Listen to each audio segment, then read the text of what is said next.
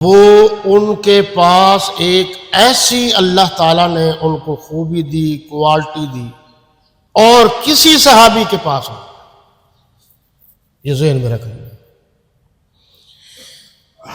پہلی بات، عام طور پر جو ہے نا آپ حضرات مجھ سے پوچھتے بھی رہتے ہیں، اور خیر سے لا علم مولوی حضرات جو ہے وہ آپ کو بتاتے بھی نہیں.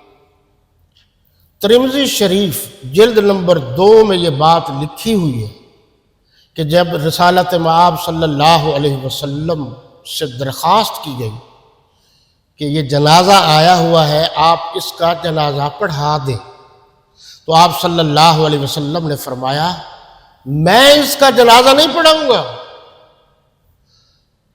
کہا کیوں؟ تو آپ صلی اللہ علیہ وسلم نے فرمایا انہو یبغض من عثمان، یہ حضرت عثمان غنی رضی اللہ تعالی عنہ سے بغض رکھتا تھا، اس لیے میں اس کا جنازہ کبھی نہیں پڑھاؤں گا.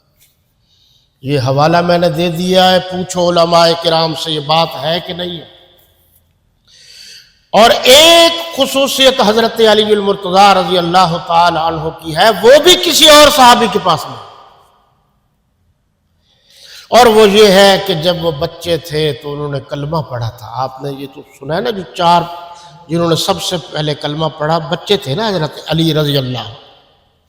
تو جب انہوں نے کلمہ پڑھ لیا تو کلمہ پڑھنے کے بعد ان کی تربیت اللہ کے رسول صلی اللہ علیہ وسلم نے کی. اس لیے حضرت علی رضی اللہ تعالی عنہ ہر مسلمان کے سر کا تاج ہے، ان کا احترام اور اکرام ضروری ہے.